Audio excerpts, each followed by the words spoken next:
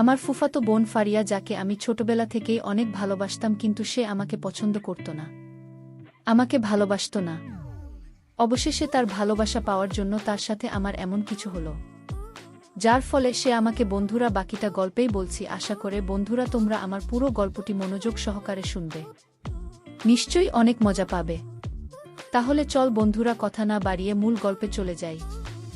Hello বন্ধুরা, আমি মাহিম। আজকে আমি তোমাদের একটা গল্প শোনাবো, যেটা আমার ফুফাতো বোন ফারিয়াকে নিয়ে। ফারিয়া একজন খুবই প্রাণবন্ত আর বন্ধুত্বপূর্ণ মেয়ে। তার হাসি সবার মন জয় করে নেয়, যেন সকালে রোদের মতো উজ্জ্বল। ছোটবেলা থেকেই আমরা একসঙ্গে অনেক সময় কাটিয়েছি। আমি এখন বিশ্ববিদ্যালয়ে পড়ি, আর ফারিয়া কলেজে। তার সহজ সরল কথা আর সবাইকে আপন করে নেওয়ার স্বভাব আমাকে সবসময় আকর্ষণ করে। ফারিয়া আমার কাছে শুধু ফুফাতো বোনই নয়, আমার ছোটবেলার একজন খুব কাছের বন্ধু। একদিন আমি ফুপুর বাড়িতে বেড়াতে গেলাম। গ্রামের সেই সবুজ পরিবেশ, নদীর শান্ত জল আর মৃদু বাতাস আমার মনকে সব সময় টানে। সকাল 11টায় বেরিয়েছিলাম, কিন্তু গাড়ি পেতে দেরি হওয়ায় ফুফুর বাড়ির সামনে পৌঁছতে দুপুর 1টা বেজে গেল। বাড়ির কাছে পৌঁছে দেখি ফারিয়া নদীর থেকে ফিরছে। তাকে দেখে আমার মন ভালো হয়ে গেল। সে আমাকে দেখে হেসে বলল, ভাইজা তুমি এসেছ। আমি হাসি মুখে বাড়ির দিকে এগোলাম। বাড়ির সামনে গিয়ে ফুফু নাজমা বেগমের সঙ্গে সালাম বিনিময় করলাম। ফুফু আমাকে দেখে খুশি হয়ে বললেন, এতদিন পর এলি মাহিম, আয় ভেতরে আয়। আমি ভেতরে গেলাম, কিন্তু ভুল করে ফারিয়া রুমের দিকে চলে গেলাম। ফারিয়া তখন সেখানে ছিল। আমাকে দেখে সে অবাক হয়ে বলল, ভাইয়া তুমি এখানে? আমি তৎক্ষণাৎ বেরিয়ে এলাম আর লজ্জায় বললাম, সরি, ভুল হয়ে গেছে। ফুফু এসে জিজ্ঞেস করলেন, কি হয়েছে মাহিম? ফারিয়া হেসে বলল, কিছু নাম্মু, ভাইজা ভুল করে আমার রুমে ঢুকে পড়েছে। আমি ব্যাখ্যা করলাম, ফুফু, আগেই রুমে আমি থাকতাম, তাই ভুল হয়ে গেছে। ফুফু এসে বললেন, ফারিয়া এখন এই রুম এ থাকে, তুই 3 নম্বর রুম এগিয়ে রেস্টে নে। আমি মাথা নেড়ে রুমে চলে গেলাম। কিছুক্ষণ পর ফারিয়া আমার জন্য নাশতা নিয়ে এলো। আমি বললাম, ফারিয়া তখনকার জন্য সত্যি সরি, আমি ইচ্ছে করে যাইনি। সে হেসে বলল, ইটস ওকে ভাইজা, এদের তোমার কোনো দোষ নেই। তারপর আমরা গল্প শুরু করলাম। ফারিয়া জানাল সে কলেজে ভালো করছে, আর তার স্বপ্ন একদিন বড় কিছু করার। তার কথা শুনতে শুনতে আমি তার প্রতি আরও শ্রদ্ধার ভালোবাসা অনুভব করলাম। বিকেলে ফারিয়া বলল, চলো ভাইজা, নদীর পাড়ে একটু ঘুরে আসি। আমরা নদীর ধারে গেলাম। সূর্যাস্তের আলো তখন গ্রামের প্রকৃতি যেন আরও সুন্দর। আমি বললাম, ফারিয়া, তোর সঙ্গে এই সময়গুলো সব সময় মনে থাকবে। সে হেসে বলল, ভাইজা তুমিও তো কম যাও না। আমরা গল্প করতে করতে অনেকটা সময় কাটালাম। আমার মন তখন ফারিয়ার সঙ্গে কাটানো এই মুহূর্তগুলোর জন্য কৃতজ্ঞতায় ভরে উঠল। সন্ধ্যায় ফুপু আমাদের বললেন, তোরা দুজনে মিলে পুকুর থেকে মাছ ধরে আন, রাতে মাছের ঝোল রান্না করব। আমরা হাসি মুখে পুকুরের দিকে গেলাম। ফারিয়া মাছ ধরার জাল নিয়ে এল, আর আমি তার সঙ্গে হালকা মজা করলাম। বললাম, তুই তো দেখি মাছ ধরার এক্সপার্ট। সে হেসে বলল, দেখো ভাইজা, আমি তোমাকে হারিয়ে দেব। আমরা মিলে মাছ ধরলাম, আর সেই মুহূর্তগুলো আমার কাছে অমূল্য মনে হলো। রাতে খাবার পর আমি আমার রুমে বসে ভাবছিলাম, ফারিয়ার সঙ্গে কাটানো এই সময়গুলো আমার জীবনের সবচেয়ে সুন্দর মুহূর্ত। আমি ঠিক করলাম, এই বেড়ানোর সময় ফারিয়ার সঙ্গে আরও কাছাকাছি সময় কাটাবো। কিন্তু আমার মনে একটা প্রশ্ন ছিল, কিভাবে আমরা আমাদের এই বন্ধুত্বকে আরও গভীর করতে পারি? এই ভাবনা নিয়েই আমার দিন শেষ হলো। পরের দিন সকালে ঘুম থেকে উঠে আমি বারান্দায় বসে চা খাচ্ছিলাম। গ্রামের শান্ত সকাল, দূরে পাখির ডাক আর ফুলের মৃদু গন্ধ আমার মনকে প্রশান্ত করছিল। ফারিয়া তখন উঠোনে ফুফুর সঙ্গে কিছু নিয়ে হাসাহাসি করছে।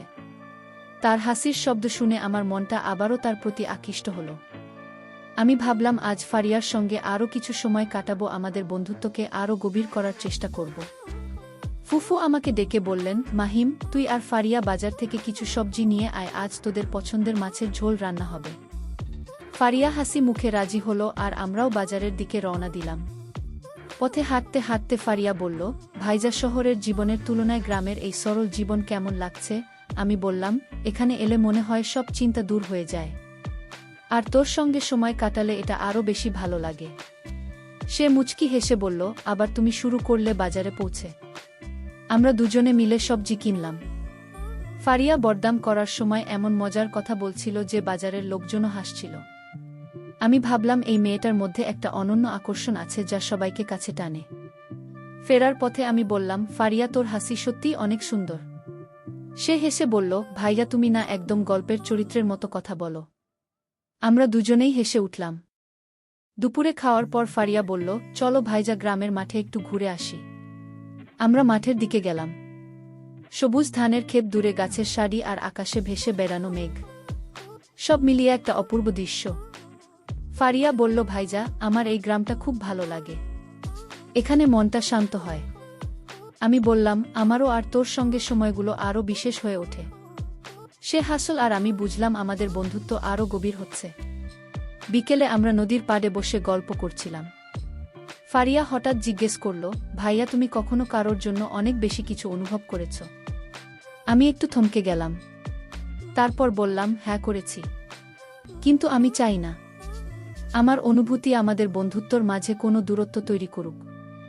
ফারিয়া মৃদু হেসে বলল, ভাইজা তুমি আমার খুব ভালো বন্ধু, আমি চাই আমাদের এই বন্ধুত্বটা সব সময় এমনই থাকুক।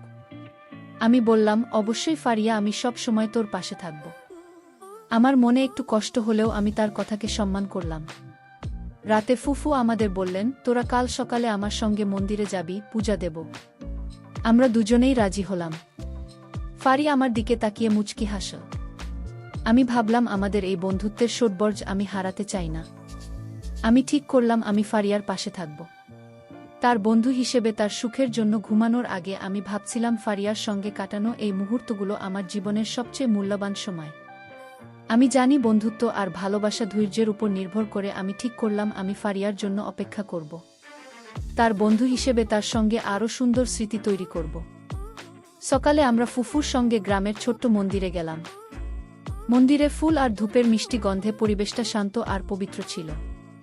ফারিয়া পূজার জন্য ফুলের মালা নিয়ে এসেছিল, আর তার মনোযোগী প্রার্থনা দেখে আমার মনটা শান্ত হলো। আমি তার পাশে দাঁড়িয়ে ভাবছিলাম, তার এই শান্তি আর আন্তরিকতা আমার কাছে সবচেয়ে মূল্যবান। পূজা শেষে আমরা মন্দিরের বাইরে বসে ফুফুর সঙ্গে গল্প করছিলাম। ফুফু বললেন, মাহিম তুই শহরে থাকিস, তবু গ্রামের এই সরল জীবনের প্রতি তো টান দেখে আমার ভালো লাগে। ফারিয়া হেসে বলল, আম্মু ভাইজা বলে গ্রামে এলে তার মন শান্ত হয়। আমি ফারিয়ার দিকে তাকিয়ে বললাম, শুধু গ্রাম নয়, তোর সঙ্গে সময় কাটালে মন আরও প্রশান্ত হয়। ফারিয়া মুচকি হেসে মুখ নিচু করল আর ফুফু হেসে বললেন, তোরা দুজনে মিলে সব সময় মজা করিস। দুপুরে ফারিয়া বলল, ভাইয়া চলো আমাদের পুরানো স্কুলটা দেখে আসি, অনেকদিন যাইনি।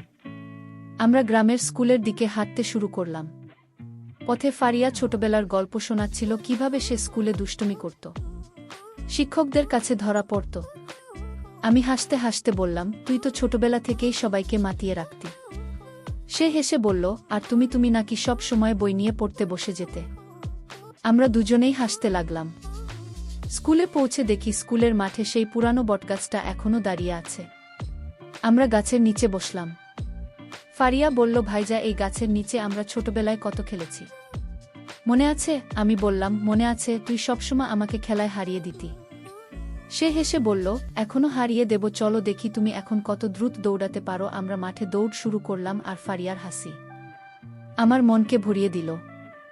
বিকেলে ফুফু আমাদের জন্য আমের আচার আর পিঠা বানিয়েছিলেন।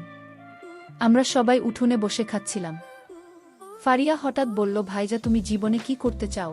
আমি বললাম, আমি চাই একটা সুন্দর জীবন যেখানে আমার প্রিয় মানুষদের সঙ্গে সময় কাটাতে পারি। ফারিয়া চুপ করে গেল, কিন্তু তার চোখে একটা ভাবনার ছোঁয়া দেখলাম। সে কিছু না বলে শুধু মুচকি হাসল। রাতে আমরা বারান্দায় বসে তারা দেখছিলাম।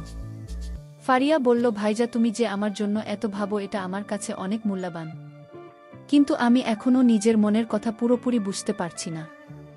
আমি বললাম, ফারিয়া তুই যত সময় নিতে চাস নে, আমি সবসময় তোর বন্ধু হিসেবে পাশে থাকব। সে মৃদু হেসে বলল, থ্যাংক ইউ ভাইজা, তুমি সত্যি অনেক ভালো। তার কথায় আমার মনটা হালকা হলো। পরের দিন সকালে ফারিয়া বলল, চলো ভাইজা গ্রামের মেলায় যাই, অনেক মজা হবে। আমরা মেলায় গেলাম। মেলায় নানারকম দোকান, হাতে তৈরি খেলনা আর মিষ্টির গন্ধে পরিবেশটা উৎসব মুখর ছিল। ফারিয়া একটা মাটির কলসি কিনল আর আমাকে বলল, ভাইজা এটা আমি তোমার জন্য রাখব, শহরে ফিরলে এটা নিয়ে যাবে। আমি হেসে বললাম, এটা আমার কাছে তোর স্মৃতি হয়ে থাকবে। সে হাসল, আর আমার মনে হলো তার হাসিতে একটা নতুন উষ্ণতা আছে। মেলা থেকে ফেরার পথে আমি ফারিয়াকে বললাম, ফারিয়া আমি সবসময় তোর পাশে থাকব। যেভাবেই দুই চাস। সে কিছু না বলে শুধু মাথা নেড়ে হাসল। আমি বুঝলাম তার মনে কিছু চলছে, কিন্তু সে এখনও প্রস্তুত নয়। আমি ঠিক করলাম আমি তাকে সময় দেব, তার বন্ধু হিসেবে তার পাশে থাকব, তার সুখের জন্য। মেলা থেকে ফিরে আমরা বাড়িতে বসে ফুফুর সঙ্গে গল্প করছিলাম। ফারিয়া মেলায় কেনা মাটির কলসিটা হাতে নিয়ে আমাকে দেখিয়ে বলল, ভাইজা, এটা দেখো, এটা আমি তোমার জন্য রেখেছি। শহরে ফিরলে এটা নিয়ে যাবে। আমি হেসে বললাম, ফারিয়া, এই কলসি আমার কাছে তোর স্মৃতি হয়ে থাকবে। তার চোখে একটা উষ্ণ হাসি দেখলাম, যেন আমার কথাটা তার মনে কিছুটা ছোঁয়া দিয়েছে। ফুফু হেসে বললেন, তোরা দুজনে মিলে সব সময় এমন মিষ্টি কথা বলিস। পরের দিন সকালে আমি আর ফারিয়া গ্রামের একটা ছোট্ট পাহাড়ে উঠতে গেলাম। পাহাড়ের চূড়ায় পৌঁছে চারপাশে সবুজ প্রকৃতি দেখে মন ভরে গেল। ফারিয়া বলল, ভাইজা, এখান থেকে পুরো গ্রামটা কত সুন্দর দেখায়, তাই না? আমি বললাম, হ্যাঁ, কিন্তু তোর সঙ্গে এই মুহূর্তগুলো এই সৌন্দর্যকে আরও বিশেষ করে। সে মুচকি হেসে বলল, তুমি না সব সময় এমন কথা বলো। আমি হেসে বললাম, কি করব, তুই যে আমার মনের কথাগুলো বের করে আনিস। পাহাড় থেকে ফেরার পথে আমরা একটা ছোট্ট ঝর্ণার কাছে থামলাম। ফারিয়া পানিতে পা ডুবিয়ে বসল, আর আমি তার পাশে বসে তার কথা শুনছিলাম। সে বলল, ভাইজা, আমার কলেজের বন্ধু রিয়া বলছিল, ভালোবাসা হলো এমন একটা জিনিস যেটা জোর করে আসে না। আমি বললাম, ঠিক বলেছে, ভালোবাসা হলো ধৈর্য আর সম্মানের খেলা। ফারিয়া আমার দিকে তাকিয়ে বলল, তুমি সত্যি অনেক ধৈর্যশীল ভাইজা, এটা আমার খুব ভালো লাগে। তার কথায় আমার মনে একটা আশার আলো জ্বলে উঠল। বিকেলে ফুফু আমাদের গ্রামের একটা সাংস্কৃতিক অনুষ্ঠানে নিয়ে গেলেন। সেখানে গ্রামের মানুষ গান গাইছিল, নাচছিল। ফারিয়া একটা লোকগান গাইল। তার কণ্ঠ এত মধুর ছিল যে সবাই মুগ্ধ হয়ে গেল। আমি তার গান শুনতে শুনতে ভাবছিলাম, এই মেয়েটার মধ্যে এত গুণ কিভাবে এল। গান শেষে আমি তাকে বললাম, ফারিয়া, তোর গান শুনে মনে হলো তুই এই গ্রামের সবচেয়ে সুন্দর সুর। সে হেসে বলল, আর তুমি আমার প্রশংসা করার চ্যাম্পিয়ন। রাতে আমরা বাড়ির ছাদে বসে গল্প করছিলাম। ফারিয়া বলল, ভাইজা, তুমি যেভাবে আমার পাশে থাকো আমাকে বোঝো, এটা আমার খুব ভালো লাগে।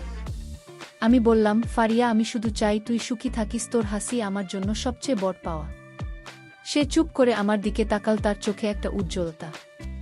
আমি বুঝলাম তার মনে আমার জন্য কিছুটা জায়গা তৈরি হচ্ছে। পরের দিন আমরা গ্রামের একটা পুকুরে মাছ ধরতে গেলাম। ফারিয়া জাল ফেলছিল আর আমি তার পাশে বসে সাহায্য করছিলাম। হঠাৎ সে পিছলে পড়ে যাচ্ছিল। আমি তাকে ধরে ফেললাম।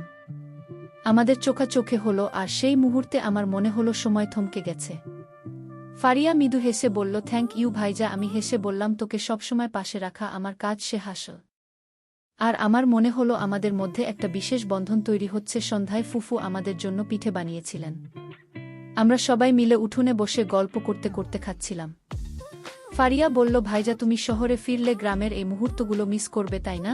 আমি বললাম, শুধু গ্রাম নয়, তোর সঙ্গে কাটানো এই সময়গুলো মিস করব। সে হাসল, আর তার হাসিতে একটা গভীরতা ছিল। আমি ভাবলাম তার মন হয়তো ধীরে ধীরে আমার দিকে ঝুঁকছে।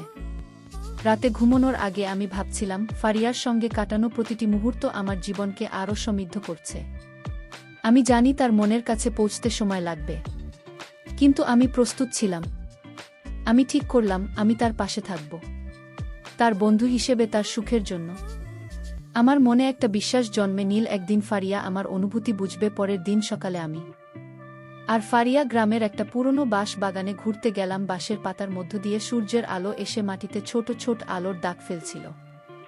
ফারিয়া হাঁটতে হাঁটতে বলল, ভাইজা, এই জায়গাটা আমার খুব প্রিয়। এখানে এলে মনটা শান্ত হয়। আমি বললাম, তোর সঙ্গে থাকলে আমারও মন শান্ত হয়। ভারিয়া সে মুচকি হেসে বলল, তুমি না সব সময় এমন কথা বলো। আমি হাসলাম, কিন্তু মনে মনে ভাবলাম তারই হাসিটা আমার জন্য কতটা মূল্যবান। বাঁশ বাগান থেকে ফিরে আমরা ফুফুর সঙ্গে দুপুরের খাওয়ার আয়োজন করলাম। ফুপু আমাদের জন্য পছন্দের ইলিশ মাছের ঝোল রান্না করেছিলেন। খেতে খেতে ফারিয়া করল, ভাইজা, তুমি যে বলেছিলে তুমি আমার জন্য অপেক্ষা করবে, সেটা কি সত্যি? আমি বললাম, অবশ্যই সত্যি, আমি তোকে কখনো মিথ্যা বলিনি। সে চুপ করে গেল, তারপর বলল, তুমি অনেক ভালো ভাইয়া। আমি তোমার এই ভালোবাসা দেখে মুগ্ধ হই। তার কথায় আমার মন আনন্দে ভরে গেল। সন্ধ্যায় আমরা গ্রামের একটা ছোট্ট বইমেলায় গেলাম। ফারিয়া বইয়ের দোকানে ঘুরে কবিতার বই দেখছিল। আমি তাকে একটা রবীন্দ্রনাথের কবিতার বই উপহার দিলাম।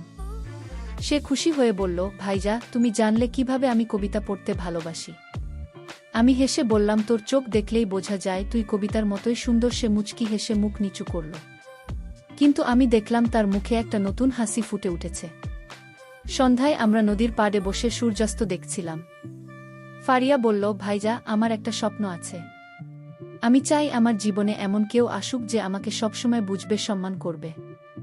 আমি বললাম, ফারিয়া, আমি সবসময় তোকে বুঝতে চেষ্টা করি, তুই যা চাস আমি সেটাই চাই। সে আমার দিকে তাকিয়ে বলল, জানি ভাইজা, তাই তুমি আমার কাছে এতটা বিশেষ। তার কথায় আমার মনে একটা উষ্ণ অনুভূতি জাগল। রাতে ফুফু আমাদের গ্রামের একটা পুরনো গল্প শোনালেন। গল্পটা ছিল একটা বন্ধুত্বের গল্প, যেখানে ধৈর্য আর বিশ্বাস দুজনকে আরও কাছে এনেছিল। ফারিয়া গল্প শুনতে শুনতে আমার দিকে তাকাচ্ছিল। আমি বুঝলাম সে হয়তো আমাদের বন্ধুত্বের গভীরতা বুঝতে চেষ্টা করছে। গল্প শেষে সে বলল, ভাইয়া, ধৈর্য সত্যিই অনেক বড় জিনিস, তাই না? আমি বললাম, হ্যাঁ ফারিয়া, আর আমি তোর জন্য সব সময় ধৈর্য ধরতে পারি। পরের দিন আমরা গ্রামের একটা ছোট্ট মসজিদে গেলাম। ফারিয়া সেখানে মানুষের জন্য দোয়া করছিল। আমি তার পাশে দাঁড়িয়ে ভাবছিলাম তার মনটা কতটা পরিষ্কার। দোয়া শেষে সে বলল, ভাইজা, আমি দোয়া করেছি আমার জীবনে যেন সঠিক মানুষ আসে। আমি হেসে বললাম, আমিও দোয়া করেছি তুই যেন সবসময় সুখী থাকিস। সে মৃদু হেসে বলল, তুমি সত্যি আমার জন্য অনেক ভাবো। সন্ধ্যায় আমরা বাড়ির উঠোনে বসে গল্প করছিলাম। ফারিয়া হঠাৎ বলল, ভাইয়া, তুমি যা আমার জন্য এতটা ভাবো, এটা আমার কাছে অনেক বড় একটা জিনিস, কিন্তু আমার মন এখনো পুরোপুরি প্রস্তুত নয়। আমি বললাম, ফারিয়া, আমি তোকে কখনো জোর করব না। তুই যখন প্রস্তুত হবি আমি তখনও তোর পাশে থাকব। সে আমার দিকে তাকিয়ে বলল, তুমি সত্যি অসাধারণ ভাইয়া। রাতে ঘুমানোর আগে আমি ভাবছিলাম ফারিয়ার সঙ্গে কাটানো প্রতিটি মুহূর্ত আমাকে আরও কাছে টানছে। তার কথা আমাকে আশা দিচ্ছিল। আমি জানতাম তার মনের কাছে পৌঁছতে সময় লাগবে, কিন্তু আমার মনে একটা দৃঢ় বিশ্বাস ছিল ফারিয়া একদিন আমাকে বসবে, আর আমাদের বন্ধুত্বটা আরও গভীর হবে। সকালে উঠে দেখি ফুফু বাড়ির উঠোনে বসে ফারিয়ার সঙ্গে কিছু নিয়ে কথা বলছেন। কাছে গিয়ে শুনলাম ফুফু বলছেন, ফারিয়া, তুই কলেজে ভালো করছিস, এবার নিজের ভবিষ্যৎ নিয়ে একটু ভাব। ফারিয়া হেসে বলল, আম্মু, আমি ভাবছি, কিন্তু এখনও সবকিছু পরিষ্কার নয়। আমি তাদের কথার মাঝে ঢুকে বললাম, ফারিয়া, তুই যা করবি আমি সবসময় তোর পাশে থাকব। সে আমার দিকে তাকে মৃদু হাসল, আর আমার মনে হলো তার হাসিতে একটা নতুন উষ্ণতা আছে। দুপুরে আমরা গ্রামের একটা ছোট্ট বাগানে গেলাম, যেখানে ফারিয়ার পছন্দের ফুলের গাছ ছিল। সে ফুল তুলতে তুলতে বলল, ভাইজা, ফুলগুলো দেখে মনে হয় জীবনটা এত সুন্দর কেন? আমি বললাম, ফারিয়া, তোর হাসি এই ফুলগুলোর চেয়েও সুন্দর, আর তা জীবনকে আরও রঙিন করে। সে মুচকি হেসে বলল, তুমি না সব সময় আমাকে খুশি করার কথা বলো। আমরা দুজনেই হেসে উঠলাম, আর সেই মুহূর্তে আমাদের বন্ধুত্ব আর গভীর হল। বিকেলে ফারিয়া বলল, চলো ভাইজা, গ্রামের পুরনো লাইব্রেরিটা দেখে আসি। আমরা লাইব্রেরিতে গেলাম, যেখানে পুরনো বইয়ের গন্ধ আর শান্ত পরিবেশ আমাদের মন ভরিয়ে দিল। ফারিয়া একটা কবিতার বই নিয়ে পড়তে শুরু করল। আমি তার পাশে বসে বললাম, তুই যখন কবিতা পড়িস মনে হয় তুই নিজেই একটা জীবন্ত কবিতা। সে হেসে বলল, ভাইজা, তোমার কথাগুলো আমার মন ছুঁয়ে যায়। তার কথায় আমার মন আনন্দে ভরে গেল। সন্ধ্যায় আমরা নদীর পাড়ে বসে গল্প করছিলাম। ফারিয়া বলল, ভাইজা, তুমি যে আমার জন্য এত কিছু করো, এটা আমাকে অনেক ভাবায়। আমি তোমার এই ক্যারিং স্বভাবের জন্য কৃতজ্ঞ। আমি বললাম, ফারিয়া, আমি শুধু চাই তুই সুখী থাকিস। আমার অনুভূতি তোর জন্য সবসময় অপেক্ষা করবে। সে চুপ করে আমার দিকে তাকাল, তার চোখে একটা গভীর ভাব। আমি বুঝলাম তার মনে আমার জন্য একটা বিশেষ জায়গা তৈরি হচ্ছে। রাতে ফুফু আমাদের গ্রামের একটা পুরনো গল্প শোনালেন, যেখানে ধৈর্য আর বিশ্বাস একজনকে তার প্রিয় মানুষের কাছে পৌঁছে দিয়েছিল। ফারিয়া গল্প শুনতে শুনতে আমার দিকে তাকাচ্ছিল। আমি বুঝলাম সে আমার ধৈর্য আর অনুভূতির গভীরতা বোঝার চেষ্টা করছে। গল্প শেষে বলল, ভাইয়া, ধৈর্য সত্যি অনেক বড় জিনিস, তাই না? আমি বললাম, হ্যাঁ ভারিয়া, আর আমি তোর জন্য সব সময় ধৈর্য ধরতে পারি। সে মৃদু হেসে মাথা নাড়ল। পরের দিন আমরা গ্রামের একটা ছোট্ট মাঠে গেলাম, যেখানে ফারিয়া আমাকে ঘুড়ি ওড়ানো শেখাতে চাইল। আমি ঘুড়ি ওড়াতে গিয়ে বারবার ব্যর্থ হচ্ছিলাম, আর ভারিয়া হাসতে হাসতে বলল, ভাইয়া, তুমি তো দেখি ঘড়ির চেয়েও বেশি উঠতে চাও। আমি বললাম, তোর হাসি দেখলে আমার মনটা আকাশে উড়ে যায়। সে হাসল, আর আমরা দুজনে মিলে ঘুড়ি উড়ানোর চেষ্টা করতে লাগলাম। সেই মুহূর্তে আমার মনে হলো আমাদের বন্ধুত্ব আরও কাছাকাছি আসছে। সন্ধ্যায় ফুফু আমাদের জন্য পায়েস রান্না করেছিলেন। খেতে খেতে ফারিয়া বলল, ভাইজা, তুমি যে আমার জন্য এত কিছু করো, এটা আমাকে অনেক কিছু ভাবায়। আমি চাই না তুমি কখনো কষ্ট পাও। আমি বললাম, ফারিয়া, তোর সঙ্গে থাকাটাই আমার সুখ। আমি কখনো কষ্ট পাই না। সে আমার দিকে তাকিয়ে মৃদু হাসল। আর আমি বুঝলাম তার মনে আমার জন্য একটা নতুন অনুভূতি জাগছে। রাতে ঘুমানোর আগে আমি ভাবছিলাম ফারিয়ার সঙ্গে কাটানো প্রতিটি মুহূর্ত আমার জীবনকে আরও সমৃদ্ধ করছে। আমি জানতাম তার মনের কাছে পৌঁছাতে আরও সময় লাগবে, কিন্তু আমার মনে একটা দৃঢ় বিশ্বাস ছিল ফারিয়া একদিন আমার অনুভূতি বুঝবে। আমি ঠিক করলাম আমি তার পাশে থাকব, তার বন্ধু হিসেবে, তার সুখের জন্য, যতক্ষণ না সে আমার ভালোবাসা গ্রহণ করতে প্রস্তুত হয়। সকালে আমি আর ফারিয়া গ্রামের একটা পুরনো মন্দিরের কাছে গেলাম, যেখানে ফারিয়া প্রায়ই যেত। মন্দিরের চারপাশে ফুলের গাছ আর শান্ত পরিবেশ আমার মনকে ভরিয়ে দিল। ফারিয়া ফুল তুলে মন্দিরে দিতে গেল, আর আমি তার পাশে দাঁড়িয়ে তার শান্ত ভাব লক্ষ্য করছিলাম। প্রার্থনা শেষে সে বলল, ভাইজা, এখানে এলে মনে হয় জীবনের সব জটিলতা দূর হয়ে যায়। আমি বললাম, আর তোর পাশে থাকলে আমরা জীবনের সব জটিলতা দূর হয়ে যায়। সে মৃদু হেসে বলল, তুমি না সব সময় আমাকে খুশি করার কথা বলো। দুপুরে ফুফু আমাদের গ্রামের একটা পুরনো বন্ধুর বাড়িতে নিয়ে গেলেন। সেখানে আমরা অনেক পুরনো গল্প শুনলাম। ফারিয়া সবার সঙ্গে এত সহজে মিশে যাচ্ছিল যে আমি মুগ্ধ হয়ে তাকে দেখছিলাম। ফিরে আসার পথে আমি বললাম, ফারিয়া, তুই যেভাবে সবাইকে আপন করে নিস, এটা আমার খুব ভাল লাগে। সে হেসে বলল, ভাইজা, তুমিও তো আমাকে এতটা আপন করে নিয়েছ। তার কথায় আমার মন আনন্দে ভরে গেল। বিকেলে আমরা গ্রামের একটা ছোট্ট নৌকায় নদীতে বেড়াতে গেলাম। ফারিয়া নৌকার একপাশে বসে পানির দিকে তাকিয়েছিল। আমি বললাম, ফারিয়া, তুই যখন এভাবে চুপ করে থাকিস তখন কি ভাবিস? সে একটু চুপ করে বলল, ভাইজা, আমি ভাবি জীবনে সত্যিকারের ভালোবাসা কিভাবে হয়। তুমি যেভাবে আমার জন্য অপেক্ষা করছো, এটা আমাকে অনেক কিছু ভাবায়। আমি বললাম, ফারিয়া, আমার অনুভূতি তোর জন্য সবসময় একই থাকবে। তুই যখন প্রস্তুত হবি আমি তখনও তোর পাশে থাকব। সে মুচকি হাসল, আর আমার মনে হলো তার হাসিতে একটা নতুন উষ্ণতা। সন্ধ্যায় আমরা বাড়ির ছাদে বসে তারা দেখছিলাম। ফারিয়া বলল, ভাইজা, তুমি কখনো ভেবেছ আমাদের জীবনটা কোন দিকে যাবে? আমি বললাম, আমি শুধু চাই তুই আমার জীবনের একটা অংশ হও। তুই যেখানে থাকবি আমার জীবন সেখানেই পূর্ণ হবে। সে চুপ করে আমার দিকে তাকাল, তার চোখে একটা গভীর অনুভূতি। সে বলল, ভাইয়া, তুমি যে আমার জন্য এত কিছু করো, এটা আমার কাছে অনেক বড়। আমি ধীরে ধীরে তোমার অনুভূতি বুঝতে পারছি। তার কথায় আমার হৃদয় আনন্দে ভরে উঠল। রাতে ফুফু আমাদের গ্রামের একটা পুরনো গল্প শোনালেন, যেখানে ধৈর্য আর বিশ্বাস একজনকে তার প্রিয় মানুষের কাছে পৌঁছে দিয়েছিল। ফারিয়া গল্প শুনতে শুনতে আমার দিকে তাকাচ্ছিল। আমি বুঝলাম সে আমার ধৈর্য আর অনুভূতির কথা ভাবছে। গল্প শেষে সে বলল, ভাইয়া, তুমি সত্যি অনেকটা সেই গল্পের মতো। আমি হেসে বললাম, আর তুই আমার গল্পের সবচেয়ে সুন্দর অংশ। সে মৃদু হেসে মাথা নাড়িয়ে পরের দিন আমরা গ্রামের একটা ছোট্ট বাজারে গেলাম। ফারি আমার জন্য একটা হাতে বোন মাফলার কিনো। সে বলল, ভাইয়ার শহরে ফিরলে এটা পরে আমাকে মনে করবে। আমি বললাম, ফারিয়া, তোকে মনে করার জন্য আমার কিছুর দরকার নেই। তুই আমার হৃদয়ে সব সময় আছিস। সে হাসল, আর আমি দেখলাম তার হাসিতে একটা নতুন উষ্ণতা। আমি বুঝলাম তার মন আমার দিকে ধীরে ধীরে ঝুঁকছে। সন্ধ্যায় আমরা বাড়ির উঠোনে বসে ফুফুর সঙ্গে গল্প করছিলাম। ফারিয়া হঠাৎ বলল, ভাইজা, তুমি যে আমার জন্য এতটা ধৈর্য ধরেছ, এটা আমাকে অনেক কিছু শিখিয়েছে। আমি এখন বুঝতে পারছি ভালোবাসা মানে শুধু পাওয়া নয়, সম্মান করাও। আমি বললাম, ফারিয়া, আমি শুধু চাই তুই সুখী থাকিস। তুই যদি আমাকে বেছে নিস আমি সারা জীবন এসে থাকব। সে মৃদু হেসে বলল, দেখি ভাইজার সময় কি বলে। রাতে ঘুমানোর আগে আমি ভাবছিলাম ভারিয়ার সঙ্গে কাটানো এই দিনগুলো আমার জীবনের সবচেয়ে মূল্যবান সময়। তার কথা, তার হাসি, তার ছোট ছোট কাজ আমাকে আরও বেশি করে তার কাছে টানছে। আমি জানতাম তার মন জয় করতে আরও একটু সময় লাগবে, কিন্তু আমার মনে একটা দৃঢ় বিশ্বাস ছিল ফারিয়া একদিন আমার অনুভূতি পুরোপুরি বুঝবে, আর আমাদের গল্প একটা সুন্দর পরিণতির দিকে এগোবে। আমার গ্রামে থাকার শেষ দিনটি এসে গেল। সকালে ফারিয়া আমাকে বলল, ভাইজা, চলো নদীর পাড়ে একটু বসি। আমরা নদীর ধারে গেলাম, যেখানে সূর্যের আলো জ্বলে ঝিকিমিকি করছিল। ফারিয়া চুপচাপ পানির দিকে তাকিয়েছিল। আমি বললাম, ফারিয়া, তুই একটু চুপচাপ কেন? সে মৃদু হেসে বলল, ভাইয়া, আমি ভাবছি তুমি যে আমার জন্য এতটা করেছ, আমি কিভাবে তার প্রতিদান দেব। আমি বললাম, তোর হাসি আমার সবচেয়ে বড় প্রতিদান। তার চোখে একটা উষ্ণতা দেখলাম, যেন সে আমার কথা গভীরভাবে অনুভব করছে। দুপুরে ফুফু আমাদের জন্য বিশেষ খাবার তৈরি করেছিলেন। খেতে খেতে ফারিয়া বলল, ভাইজা, তুমি শহরে ফিরে গেলে আমাকে ভুলে যাবে না তো? আমি হেসে বললাম, ফারিয়া, তুই আমার হৃদয়ে আছিস, তোকে ভোলা সম্ভব নয়। ফুফু হাসতে হাসতে বললেন, তোরা দুজনে এমন কথা বলিস যেন কোনো গল্পের দৃশ্য। ফারিয়া মুচকি হেসে মুখ নিচু করল। আমি তার হাসি দেখে মুগ্ধ হলাম। বিকেলে আমরা গ্রামের একটা পুরনো গাছের নিচে বসলাম।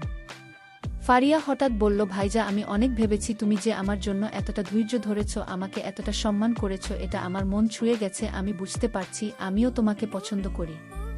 আমার হৃদয় আনন্দের লাফিয়ে উঠল। আমি বললাম, ফারিয়া, তুই আমাকে কথা বললি, এটাই আমার জীবনের সবচেয়ে বড় পাওয়া। সে মৃদু হেসে বলল, তবে এখন আমাদের পরিবারকে বলতে হবে। রাতে আমরা ফুফুর কাছে গেলাম। আমি ফুফুকে বললাম, ফুফু, আমি আর ফারিয়া একসঙ্গে জীবন শুরু করতে চাই। ফুফু প্রথমে একটু অবাক হলেন। সে বললেন, আমি জানতাম তোদের মধ্যে একটা বিশেষ বন্ধন আছে। আমার আশীর্বাদ তোদের সঙ্গে আছে। ফারিয়া ফুফুর কাছে গিয়ে বলল, আম্মু, তুমি রাগ করোনি তো? ফুফু হেসে বললেন, রাগ করব কেন, তোরা দুজনেই আমার সন্তান। কয়েক সপ্তাহ পর ফারিয়ার বাবা বিদেশ থেকে ফিরলেন। আমরা তাকে আমাদের সম্পর্কের কথা জানালাম। তিনি প্রথমে একটু চিন্তিত ছিলেন, কিন্তু ফুফু তাকে বোঝালেন। অবশেষে তিনি আমাদের সম্পর্ক মেনে নিলেন। আমাদের বিয়ের প্রস্তুতি শুরু হলো। বিয়ের দিন ভারিয়াকে বধূ সাজে দেখে আমার মনে হলো সে যেন একটা স্বপ্নের ছবি। আমরা দুজনে হাতে হাত ধরে নতুন জীবন শুরু করলাম। বিয়ের পর আমরা একসঙ্গে গ্রামে ফিরে এলাম। নদীর পাড়ে বসে ফারিয়া বলল, ভাইয়া, তুমি যে আমার জন্য এতটা অপেক্ষা করেছ, এটা আমার জীবনের সবচেয়ে বড় উপহার। আমি বললাম, ফারিয়া, তুই আমার জীবনের সবচেয়ে বড় পাওয়া। আমরা দুজনে হেসে উঠলাম। আর সেই মুহূর্তে আমার মনে হলো আমাদের বন্ধুত্ব আর ভালোবাসা একটা পূর্ণতা পেয়েছে। বন্ধুরা, ভালোবাসা এমন একটা জিনিস যা ধৈর্য, সম্মান আর বিশ্বাসের উপর দাঁড়ায়। আমি ভারিয়ার জন্য অপেক্ষা করেছিলাম, তার সিদ্ধান্তকে সম্মান করেছিলাম, আর সময়ের সঙ্গে সে নিজেই আমার অনুভূতি বুঝতে পেরেছিল। তাই জীবনে যদি কাউকে সত্যি ভালোবাসো, তাকে সময় দাও, সম্মান করো, দেখবে ভালোবাসার মানুষটি নিজেই একদিন তোমার কাছে ফিরে আসবে। গল্পের শেষে বন্ধুরা, আমি তোমাদেরকে বলতে চাই, ভালোবাসা জোর করে আসে না, এটা দুটি মনের বিষয়, যেখানে ধৈর্য আর বিশ্বাসই সবচেয়ে বড় শক্তি। তাই মন থেকে কাউকে ভালোবেসে থাকলে বন্ধুরা, তোমরা ধৈর্য আর বিশ্বাস রাখো, দেখবে ভালোবাসার মানুষ একদিন তোমাদের কাছে ঠিকই ফিরে আসবে। বন্ধুরা, আমার গল্পটি যদি তোমাদের ভালো লাগে তাহলে লাইক, শেয়ার এবং সাবস্ক্রাইব করে পাশে থেকো। আর তোমরা এতক্ষণ ধৈর্য ধরে গল্পটি শোনার জন্য তোমাদের সবাইকে অসংখ্য ধন্যবাদ।